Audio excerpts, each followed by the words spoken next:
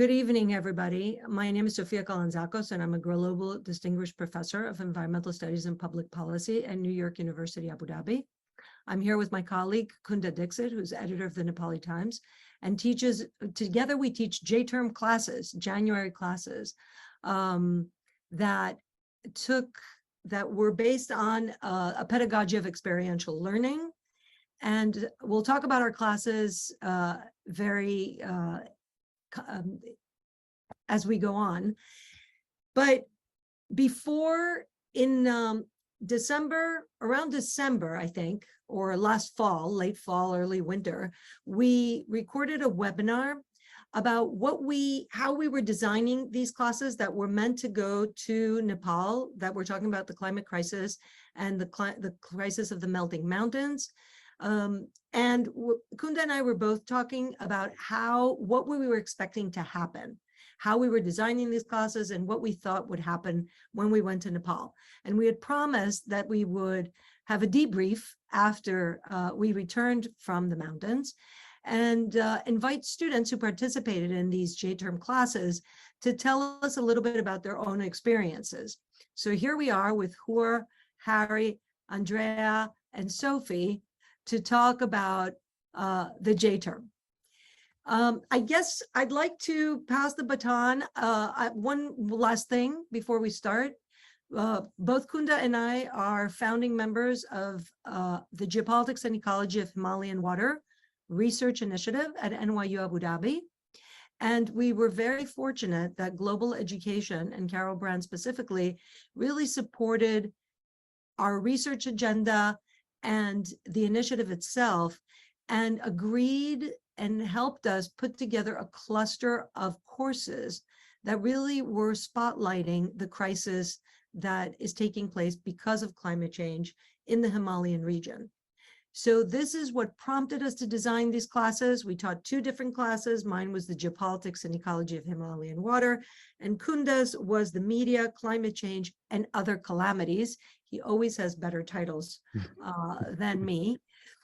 And I guess I'm going to act a little bit as moderator, but I'd like to pass the baton to Kunda because Kunda just came back from the Swiss Alps, where he actually has more to tell us about the state of affairs there as well, where glaciers also have been melting. Kunda. Yeah, thank you, Sophia. Yeah, I just returned from the Alps, and no surprises that the experts I met and the people I talked to said that it's quite apocalyptic there. And some of the pictures we've seen of glacial retreat, advancing tree lines, retreating, the snow lines going up the mountains is, I would say, even more severe than the Himalaya, because the Himalayas are higher. And this last 2022 summer, as you know, there was record temperatures across Europe, and 2021 was the same.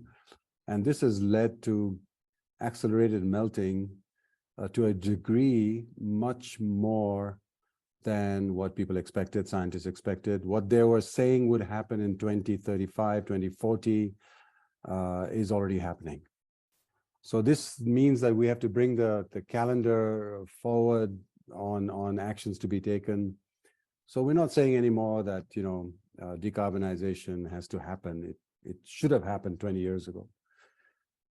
And the same goes for the Himalaya, and that's what we were trying to do together with Sophia's class and mine, bringing J-term students to Kathmandu to speak to experts, to see the mountains, that some of them that you see behind me and behind Sophia, where being a Nepali and being from Kathmandu, some of these mountains have been melting in front of our eyes.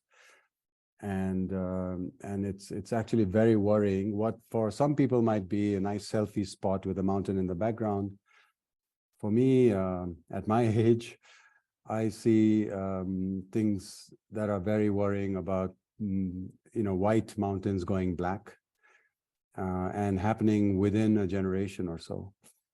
And this kind of urgency is what we were trying to expose or tell our students about. And my class this J term was different from the previous ones because, first of all, we collaborated with Professor Sophia's class. So we had two classes going together to Nepal. And the other thing we did, which was unique this year, was we held a conference under the Geopolitics and Ecology of Himalayan Waters initiative of bringing the experts we would have spoken to anyway, bringing them under one roof for one day to discuss with our students what the crisis was all about. So we had glaciologists, we had diplomats, we had donors, funders, we had biodiversity experts talking about what the climate collapse is doing to the Himalaya and why it's serious, not just for Nepal, but for all the countries downstream in Asia. So I don't know, we'd like to hear from the students about how it all went, and maybe, learn from that experience for next year's J-term as well. Well, I want to ask Harry, because I'm going to start with Harry and then we'll have others chiming in. But I wanted to ask Harry, Kunda told us we were never going to really see these mountains because Kathmandu was so polluted, and the mountains, we would be very lucky because it was only 3 or 4 times a year that the mountains revealed themselves, except they revealed themselves again and again while we were there, breaking through the pollution. Harry, now we had a photography component in this J term. So I want to ask you, you photographed the mountains quite a bit. And so tell us a little bit about that. And also, I mean, what drew you to the class? Were you concerned about the climate crisis? I know you're studying engineering. What drew you to this subject matter and to the J term? Well, I'll start with the class part, I suppose.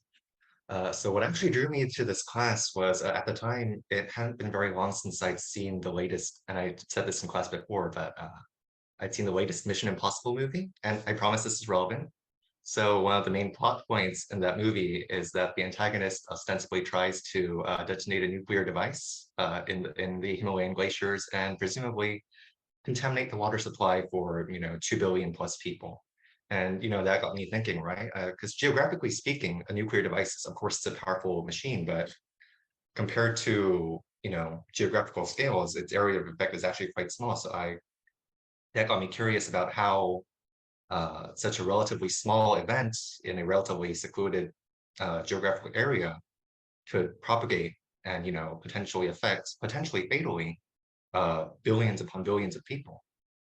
So I think that's what drew me most of this class. And the photography aspect I didn't actually find out about until we started the class, and I was very excited to hear about it because it's one of my hobbies. The photo behind you right now, I think that's one of the photos I took when we were in Nepal.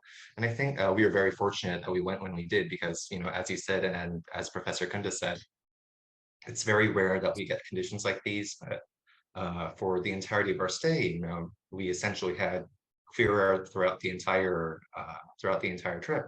And I'll talk more about the photography, a little more about the photography aspects, in depth later on when we're doing the other questions on that. But yeah, I think overall, it was very fortunate that I managed to catch myself in this class just because of the fascinating subject matter and also the amazing photography opportunities that we had while we were on our seminar in Nepal.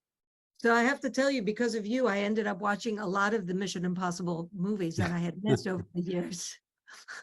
I don't know what to think about that in the end, but they were very enjoyable. Okay, Sophie, what about your perspective? What drew you to the class?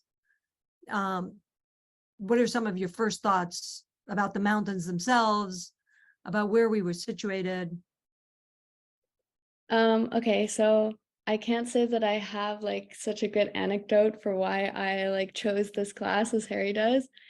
Primarily it was kind of a class that combined all of my interests, that I was thinking, okay, I grew up in the mountains and I absolutely love the mountains, but to be able to see them in another part of the world while at the same time combining my major which is film, and why I was interested in the media and how it portrayed sustainability and particularly climate change. And so all of these things were coming together for me. And I was thinking, wow, like all of my interests would work together here. And I think that I would learn a lot. And I did. I particularly was interested originally in like the ethics of being able to portray climate change through the media. And what Kunda taught us was so much more than that, and including so many like multidimensional aspects of the relationships in Nepal. When the mountains revealed themselves the first time, let me think. I've had this kind of like feeling like I was almost in two different worlds, if that makes any sense. I remember, I think the most like kind of impactful time that I remember is that we were having lunch on kind of a rooftop restaurant on our first day. And it felt like almost like one part of the like one world was within the city and within the people in Nepal and in this like extraordinarily new environment. And then a part of it was, and then a whole other world was like this world with the mountains and like kind of what we consider nature. And they were separated, but they were also incredibly close together. I don't know, it was a very beautiful feeling. Very good. Hor, what about you? Yeah, so like initially, like as a person, I'm really interested in basically climate action and youth in that field in a way. And then like first when I saw the title of this course, like what drew me in the first place was that it seemed like an untouched area for me, because like I know like a lot about like the climate crisis in the Middle East and some more about it in Africa and how has it been affected, and then also in Europe and other parts of the world. But that part where Nepal is, where the countries around it is, that felt really untouched from me, and sort of like I felt that there was a disconnect in a way. And then I felt that this course would like provide me with that bridge. And then I remember in the first day of the course, you told this professor that the UAE is really interested in investing in the Himalayas, and made us think about like reasons and on why that is the reason. And then like when you told us about how like whatever happens in the Himalayas would have a direct effect on us, that also gave me that sense of urgency and gave me that sense of assurance that I am sure that I'll come out of this class with more knowledge that I expected to have in the first place. And then I think that was like proved with like the class when we were here and when we actually went to Nepal, which was like an actually like amazing trip. I would say it was definitely like one of a kind. Anyway, yeah. Well, we'll talk about all of the kinds of different ways that we incorporated.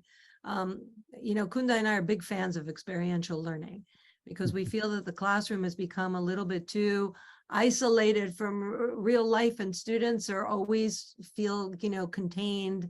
And there's so many ways to be able to experience even the subject matter, I guess, of what we're studying. So I guess even the conversations that we're having about this revelation, that the mountains revealed themselves. Where were you when the mountains revealed themselves? A really important moment. And I remember now that Sophie said it, that we were all, so excited. Andrea, do you remember where you were exactly on that rooftop? Yeah, I think I might have been the person that like tapped Sophie on the shoulder, like, Sophie, look, the mountains are there. I think it was something along those lines. And yeah, now that you do mention it, we did see the mountains quite a bit, which wasn't something that I expected. But if you remember, when we were on that hike, we were really like urged to look at the mountains now, because the smog will rise, the pollution will prevent us from seeing them later on. So I think that's just kind of a moment where I really saw for my own eyes what we've done to Earth and how much we've polluted it. But what originally drew me to class was this thing that you always hear in discussions about climate change, is that the countries which polluted the least will be the ones affected the most, the first. And this is exactly what I saw in Nepal, and I wanted to take the class so I could confirm this for myself. And also the trip component that our J terms have are so unique and such a great experience. So for me, the class just made a lot of sense. Kunda, you want to go forward with another question? Yeah, I think you know, the reason that we saw the mountains was that we had an unseasonal northwesterly breeze, which meant that all the pollution got washed off, and we were very lucky that way. But in another sense, it might actually have been more realistic if we couldn't have seen the mountains, because it would have drawn attention to the fact that there is not just pollution from Kathmandu itself, but also transboundary transportation of pollutants from North India and Pakistan as well. And we were looking at climate change not in isolation, but relating it to political conditions, economic conditions on the ground, right? And as we say in our initiative, the Geopolitics and Ecology of Himalayan Waters, the Himalaya is a hotspot in more ways than one. It's not just a climate hotspot, it is a geopolitical hotspot, because the countries that border the Himalayan mountains are not exactly in speaking terms with each other, which means that any kind of cooperation to address this is problematic. And we tried to look at that during the conference, if you remember. But we also, I mean, we brought in history, anthropology, we brought in biodiversity expert, we even had ornithologists, we had a bird expert accompanying us on the hike. So, and you know, Nepal's problems existed long before climate change as we know it today was there, right? Or was visible. And climate change has just made everything much worse. And I think that's what I was trying to go at in our class with you, as well as in the conference. And hopefully you saw that larger picture at the end of the trip. So one of the things that we were aiming to achieve was for you to fall in love with Nepal, fall in love with this ecosystem, with all the problems, but the beauties. I mean, I watched you during the entire J term. You really connected with in the location and in the moment. So talk to us a little bit about that. How did you feel being in Nepal, walking the streets with the hustle and bustle, but also the people, the conference? There were so many different aspects. You had an opportunity to do a podcast, interviewed people, take photographs. I mean, like the first thing that in a way made me feel like way more comfortable in the place, I would say, was the people themselves and how welcoming they are. And I think that feeling at first of being welcomed in a way, they all were so sweet to us. They all were really welcoming to us. I think that like was the first thing that made me ease into the place in a way. And then I remember on the first day when we did the city tour, With Neil. yes, with Anil, exactly.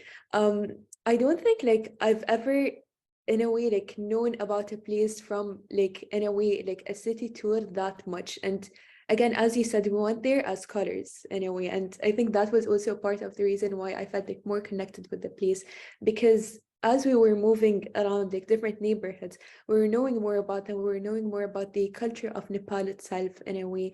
And then it's just a different energy that's in the place, I would say. And like seeing how the city itself was built, seeing how when Anil was talking about the live heritage part, when he was talking about the different parts of the city, when he was talking about the different Buddhist temples, and like he was explaining to us more about their religion, I think that again, like knowing more about the city and like getting to know some details that if I went by myself, for instance, I wouldn't have known, that by itself made me way more connected with the place.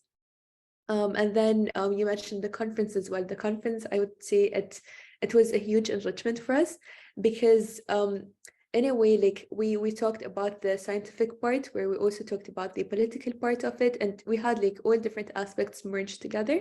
And the speakers themselves, I would say, were amazing. Like I like till this day, I remember the talk from the Nepali former prime minister, and what like it's basically when you see that passion from people that's put in but like in this topic, it's when you actually feel the connectedness, I would say. And then after that, there was the podcast, of course, and Ruth is just an amazing person. She like as the podcast like continued, I was just more and more and more amazed by her and amazed by her experiences. She was telling me about like different like experiences that are out of this world. I'm like, wow, how has this lady survived all of this? So And you're talking about Professor Ruth Gamble, Yeah. who's, yeah, who's, Professor Ruth Gamble.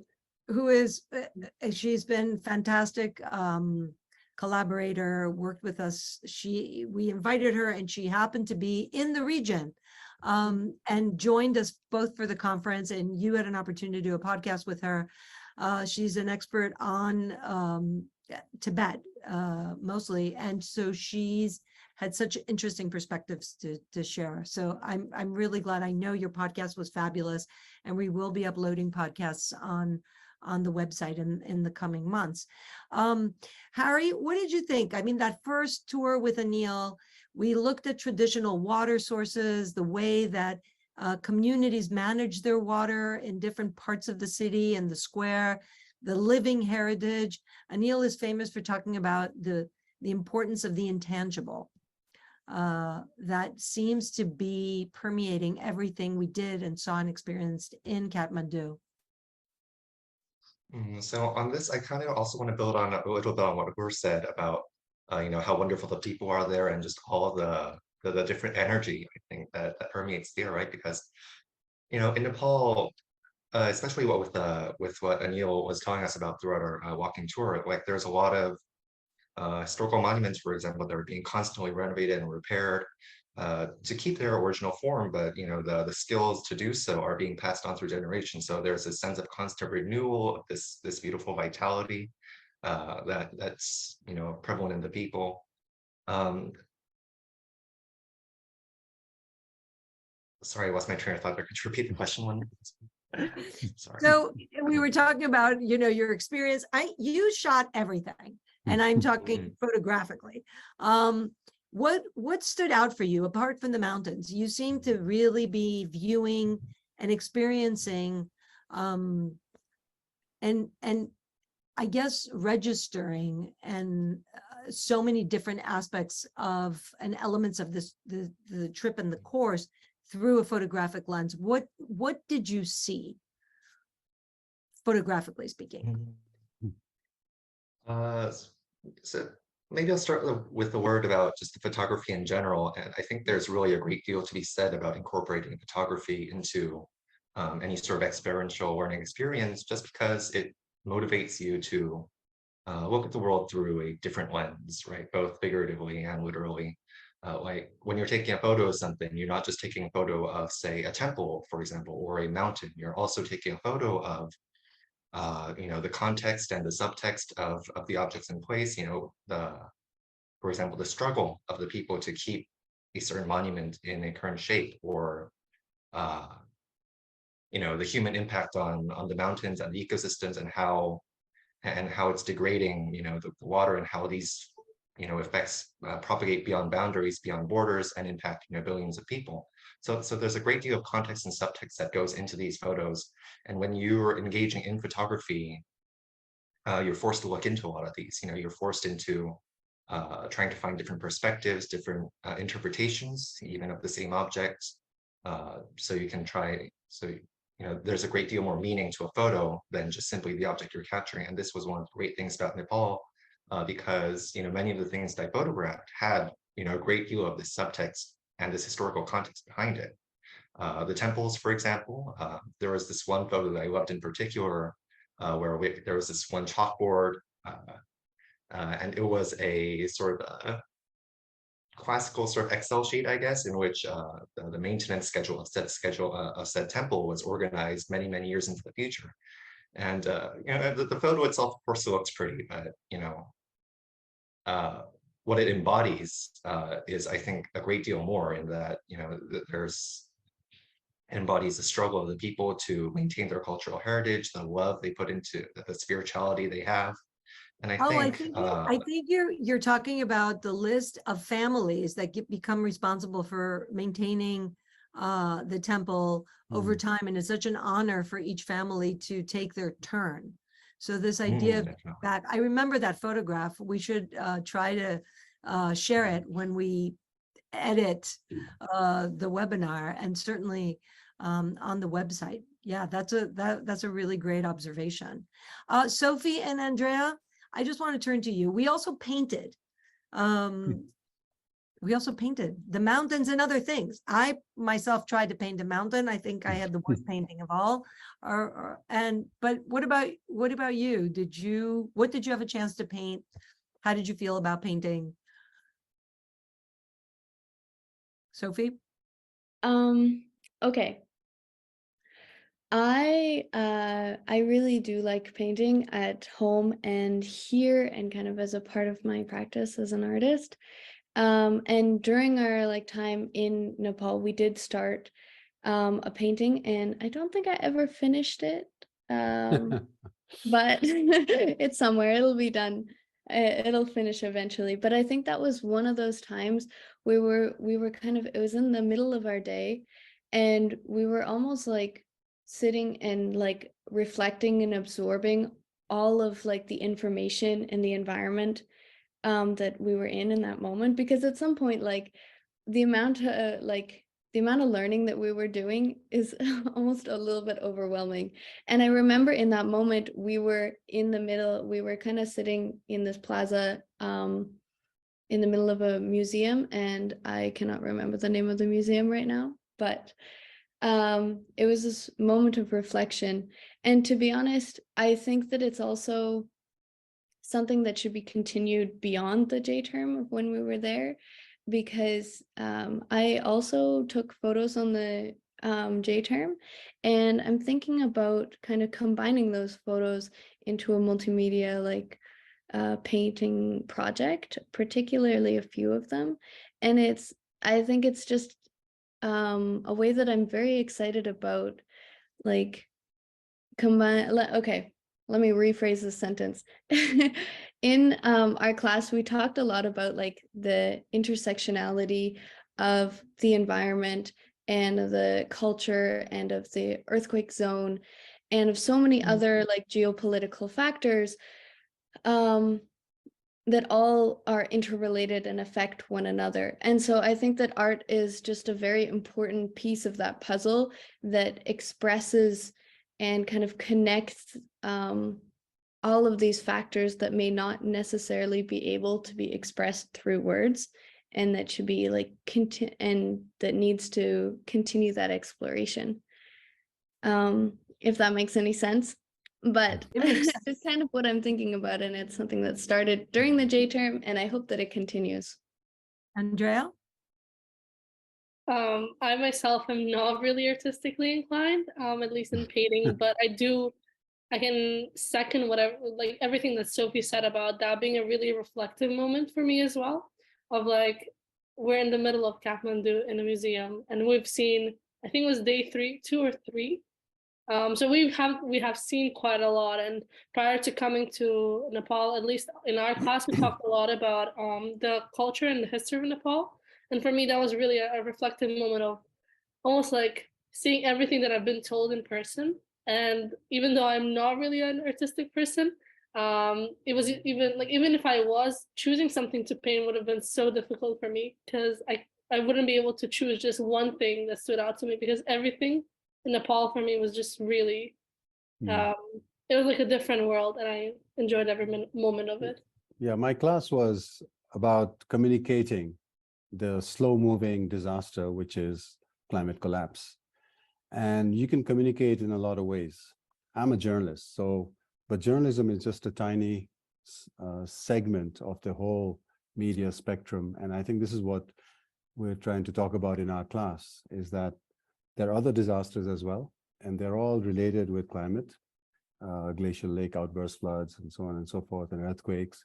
And Nepal is a really good test tube where you can test all these disasters in one place. We are at earthquakes, where we are seeing the ravages of climate change. We have environmental problems, we have pollution problems.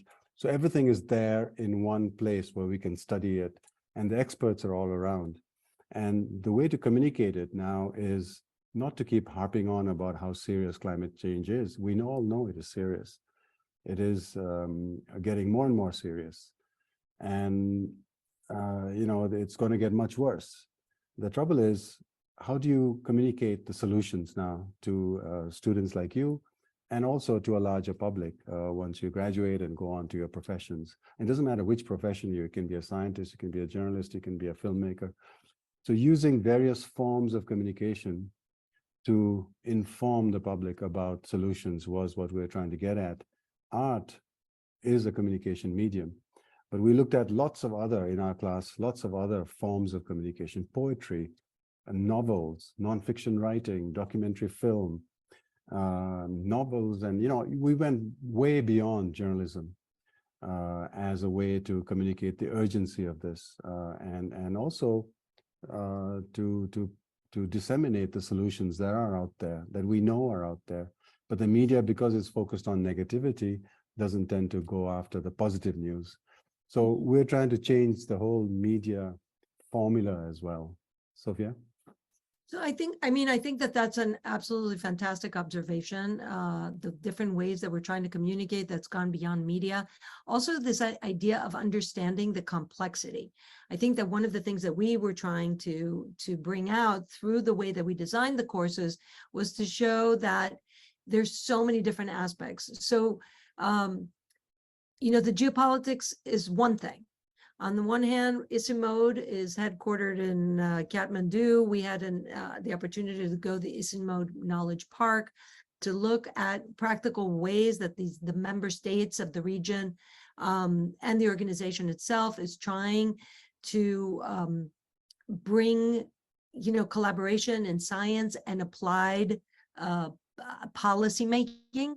And applied science, I would even say. So solutions to different kinds of issues like renewables or different, you know, flood warning mechanisms and so many other things that we had an opportunity to observe.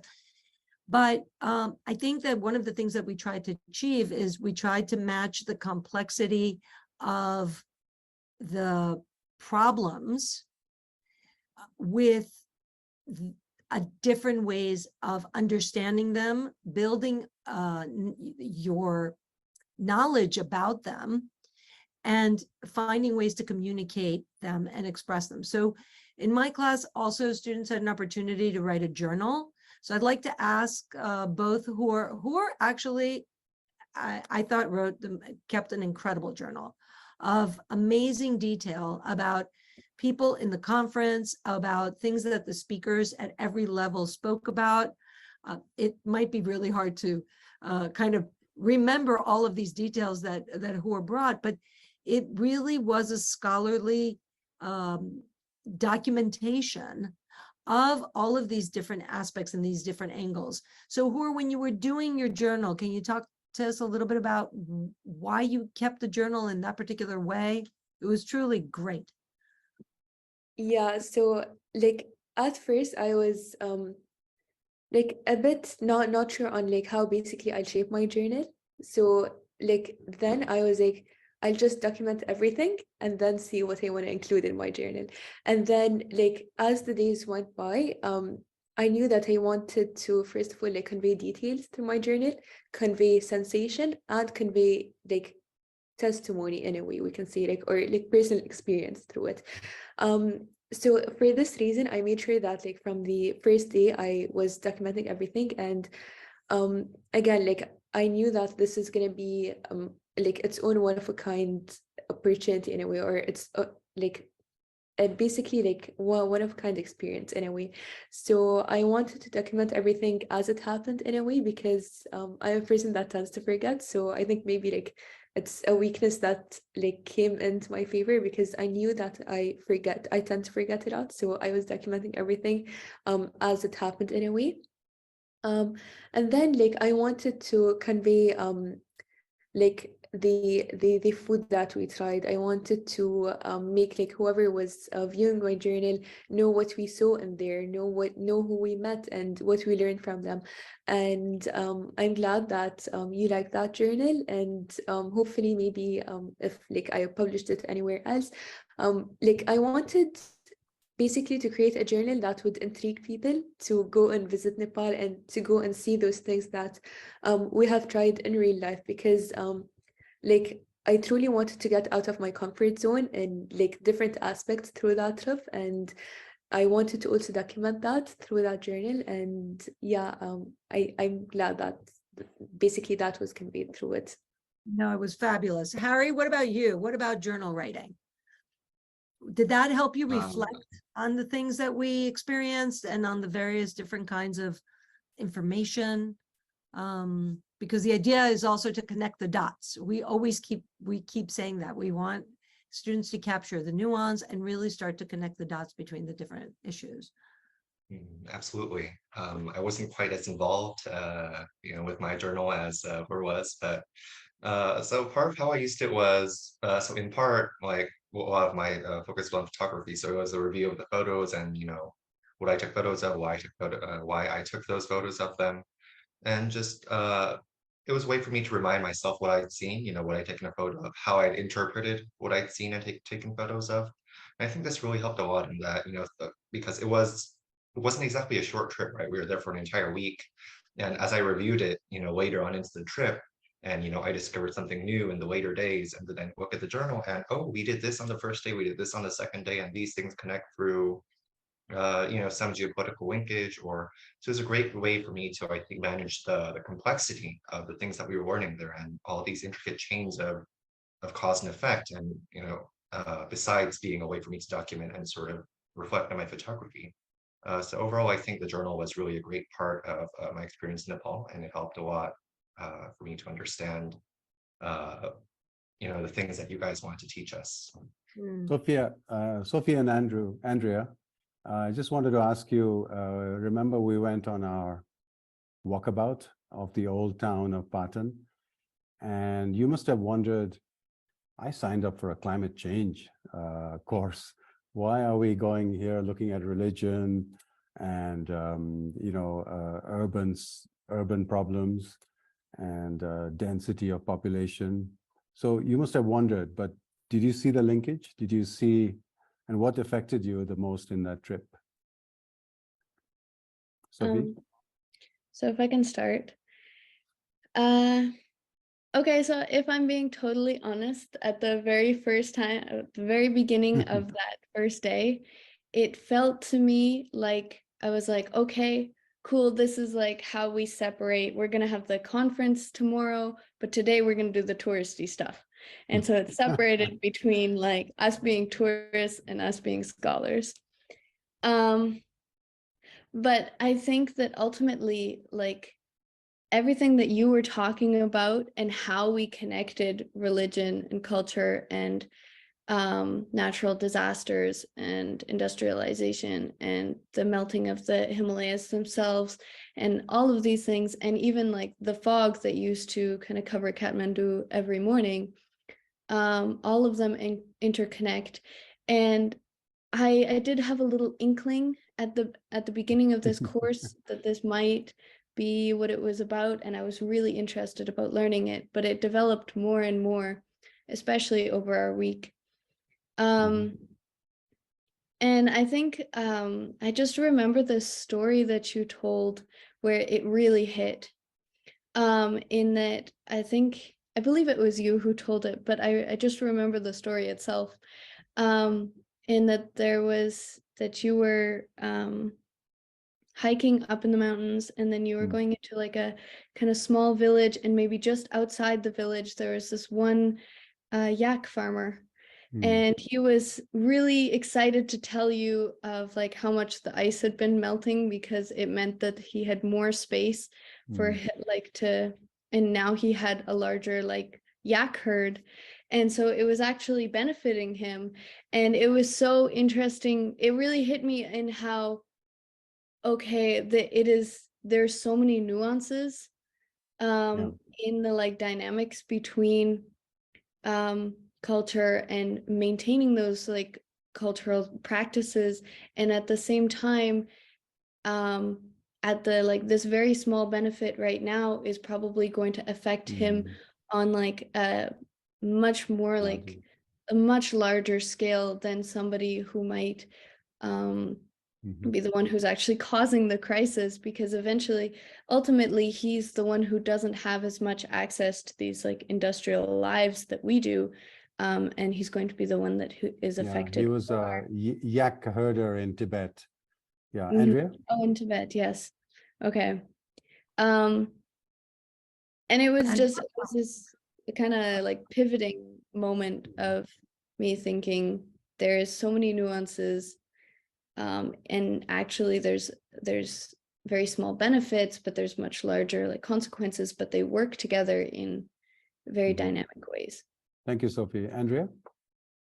So we didn't have a journal in our class, but we did have the daily reflections. And for me, that was really a moment. It was a bit of a challenging scholarly moment. We've seen so many things that seemingly don't seem connected, but then one of the things I really tried to do was connect all the quote unquote touristy bits with the climate. The talk we've had, one of the prevailing themes in our class was that climate change is everywhere, and that going into everything you should consider climate change. And one of the things, particularly during the first day, that I was thinking of is that we saw a lot of the water system in Patan and Kathmandu, and I was just thinking of, okay, what happens to this water system? What happens to the houses around it? What happens to the people living in those houses if all the glaciers melt?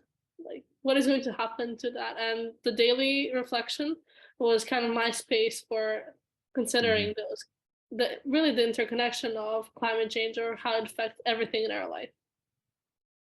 I want to also say that I think Andrea brought up this really great point that, you know, that the visit was the view of the traditional watering systems are so important, because we only think of an urban space as a place of, let's say, modernity. But one of the things that we experienced, because we also went to Bhaktapur, I mean, we saw different cities, different parts. But what we saw was that there was this really old city that was being retrofitted.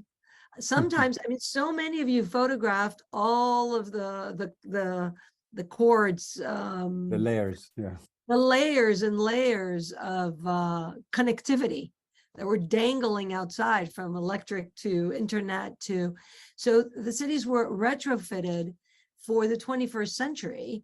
And these were really, really old infrastructures, but they had a logic that was cultural, religious, traditional, but actually it was really great urban planning, where you kept the animals before you went into the city, where you parked them like you would park a taxi or your car, how you moved into the city streets, what kinds of professions were behind or on the square, the families that had to maintain, it was part of their duty to maintain these systems. A lot of this connected to agricultural production. One of the things that I think was really important and ties into all of these, this notion that climate is everywhere, is also about a place like Kathmandu that's surrounded by the Himalayas, these very, very huge and tall mountains. The valley is being chewed up by real estate. So it's, you know, the land that was the food producing land feeding the city, as the city expands and encroaches on this land, it changes its the usage. So it moves from being an agricultural farm that actually produces food and brings the supply chains of nutrition and closer to home. It becomes real estate.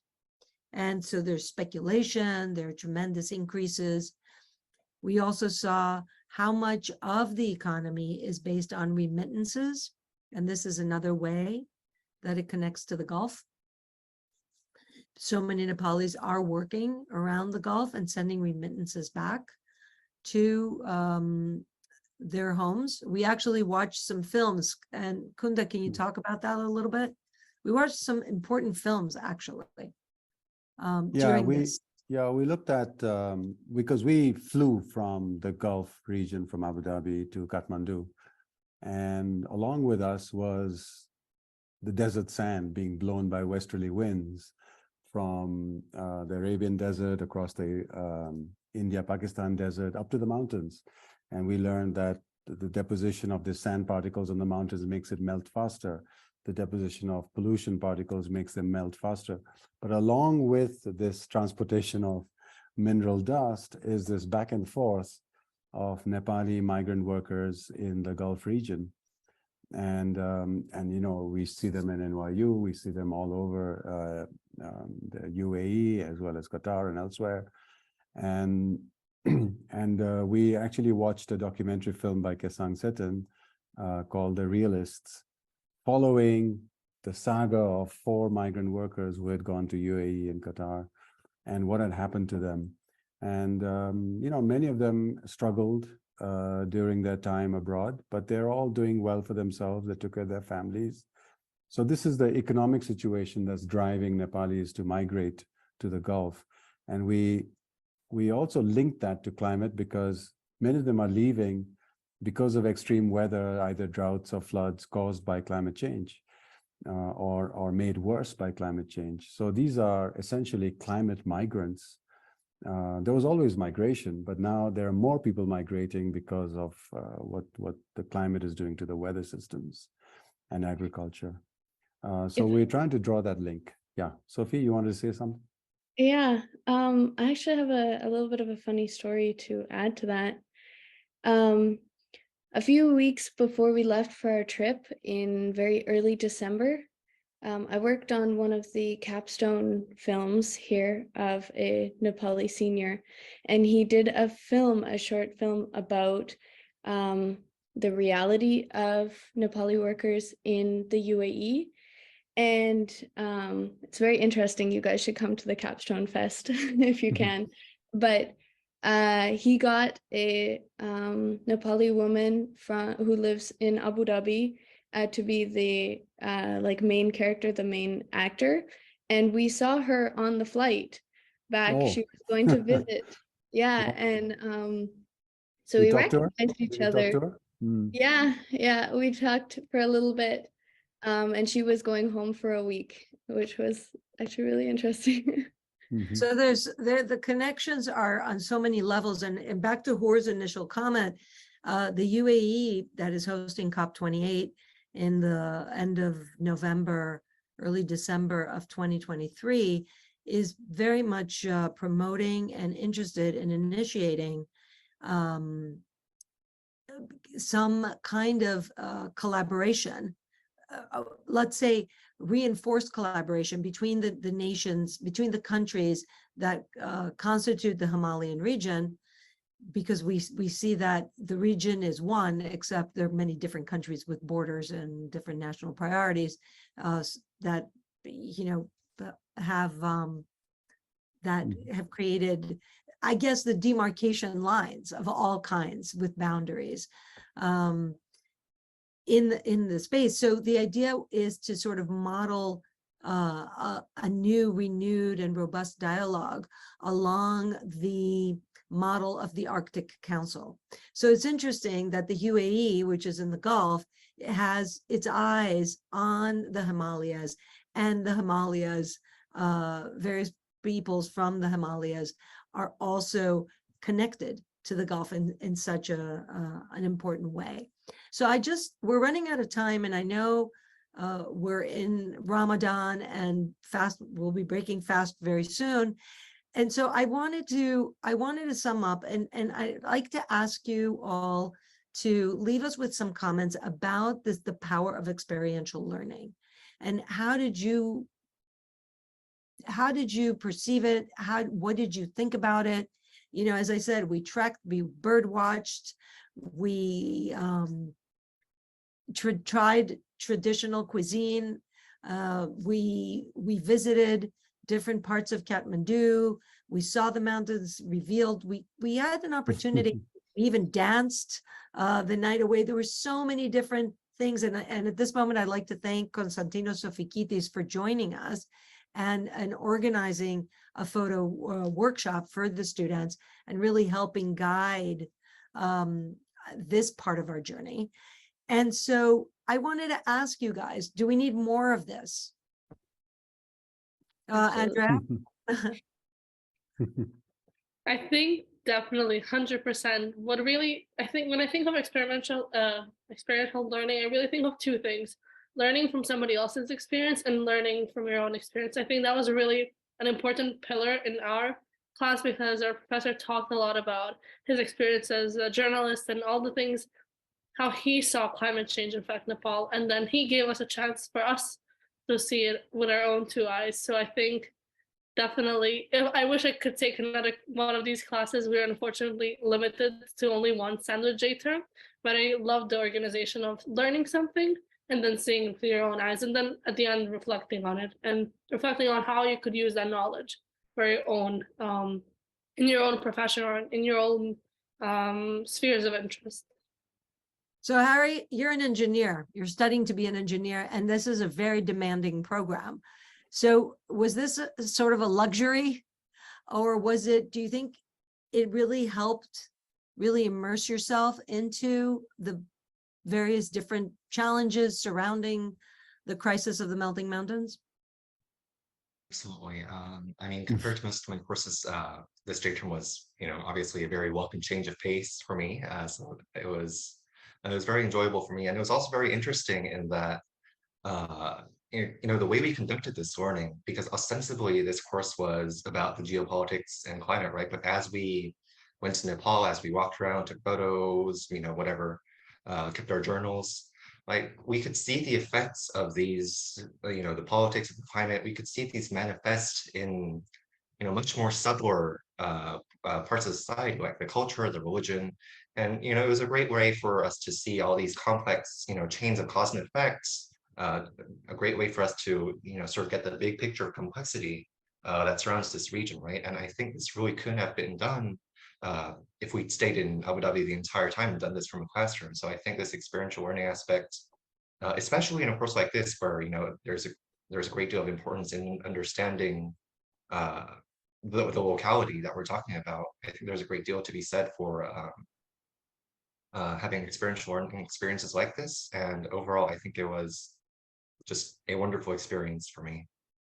So, it's interesting because for most people, the Himalayas they're beautiful, they're majestic, they're otherworldly, and they seem to be so far away for us. And so being, let's say, in the wider vicinity, being surrounded by them, really, I think, brought them to life, because what's happening up there is affecting the water supply for 2.5 billion people, and not only the supply of water, but everything else, as Harry pointed out, all this interconnectivity, the layers of repercussions that the climate crisis is having. Sophie, and then we'll end with Hur, and maybe Kunda can have the last word here. Yeah, I'm a huge fan of experiential learning, as I think all of us here are. I think that's one of the reasons that I really chose my major, and part of the ways that I do work with sustainability within that. I think absolutely, like, the experiential learning part, I would have never learned as much if we stayed in the classroom. And even if you take an example like Konstantinos that you mentioned earlier, I learned more from him from just an afternoon shadowing him than I have in almost any little bits of workshops that I've picked up about photography or online or anything like that. And that's not even mentioning the relationships that photography can facilitate. And a lot of the times that was one of my favorite parts, was that after kind of taking a photo, then I would approach the person as much as I could, and you sometimes start a conversation and stuff like that. I do have to say, I think there's something that we need to consider with experiential learning and the climate crisis, in that in our privilege to be able to go to Nepal and learn in such an incredible way, we're also impacting the climate crisis in our own way, particularly by taking a plane. And I'm not saying not to do that, but I think it's also now our responsibility as people who got to benefit from such an incredible experience to be able to use that learning and that knowledge to be able to put it towards our impact and our like work in the future, in like working towards a more sustainable environment and relationship with the world. That's fantastic. Core? I would say like definitely what like Andrea, what Harry mentioned, what Sophie mentioned is like something that like really resonates with me about the course itself. Because it went from reading about the Himalayas, discussing them, to being within the Himalayas and actually feeling them. And that definitely added a lot of value to like our experience. But then there's also like another aspect that Sophie just mentioned, which is the impact that happens after that trip, because again, like the trip happened for a certain like amount of time and we experienced it, I would say, to the max. We really enjoyed it, but then what we do after the trip is also like a huge part of the experiential learning that we are experiencing. And it comes down to raising awareness, first of all, about what is happening, and second, it's also like making those changes in our daily lives to make people know more about it, and also in our daily habits, I would say.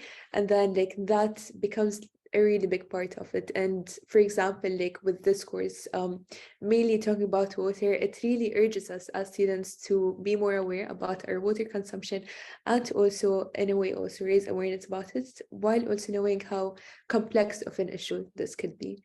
So yeah, this is how like I would say like this experience was for me. Kunda, last words. I think listening to all of you students, I really think we're on the right track. I've been teaching J-term now for 5 years, and even in that time, things have got so much more urgent. Just the warming effect, the heat stress, the water shortages, the carving of Arctic and Antarctic ice and the Greenland ice cap, the Himalayas melting. And every news item you see these days is more and more. It shows you how much is accelerating. And because of that, I've had to actually update my curriculum every year for J-term.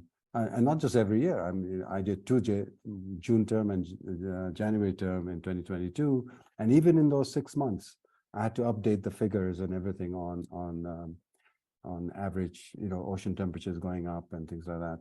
So, so even as we're teaching this, things are happening and changing and accelerating. And I think we're trying to, share this urgency of it all with you, students.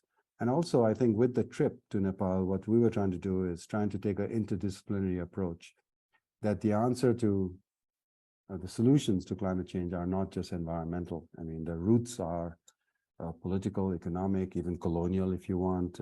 It's our energy mix. It's and the solutions can be found through activism, through science, research, through communication theory, through awareness raising, and how that leads to behavior change. Ultimately, that's what we're talking about: changing behavior and decision making, and making sure that the leaders around the world have the political will to change policy. And I think with the Nepal trip, just to end, I would say that you got a snapshot of what Nepal looks like now. What we were trying to show you was what came before. What was it like before, when I was a boy? How has it changed, and what may lie in future? And I think that time frame is what we were trying to show you. Thank you. Okay, in closing, I want to just say 2 final words. The first one was that we feel our thought was also that there's so much discussion now about sort of a climate, the sadness that people feel because of the climate crisis, and a sense of despair. What can I do about it? It's far away from me. Maybe it's not happening in my neighborhood. And part of the reason why we did want to go there is because we wanted, again, I said it in the beginning, for you to really fall in love, for this to matter on a personal level, and to also see the beauty of it. Because we came perhaps with a renewed energy to contribute, and not with a sadness of what we see that is being lost. I mean, you can have both, actually. You can be sad about what you think is disappearing. You can be aware, but it becomes more relevant when it becomes part of you. And I will say, having gone to Nepal this is, I don't know, my 5th or 6th time, the relationships you build there through these kinds of experiences, they really last a lifetime, and they ground you in the region that may not have been your region, but it grounds you into the wider society and to the impacts of this galloping and accelerating problem. I'd like to thank you so much for participating. Thank you so much for being fabulous students and for joining us on this journey. And I'd like to thank NYU Abu Dhabi, of course, and Global Education, and Carol Brand specifically, for all of this help. Sophie is already helping us and is volunteering for the Geopolitics and Ecology of Himalayan Water. So she's already joining our team. We hope that others will have if they have the time and the inclination, there are always opportunities to work with us. Thank you very much, everyone. Take care. Thank you.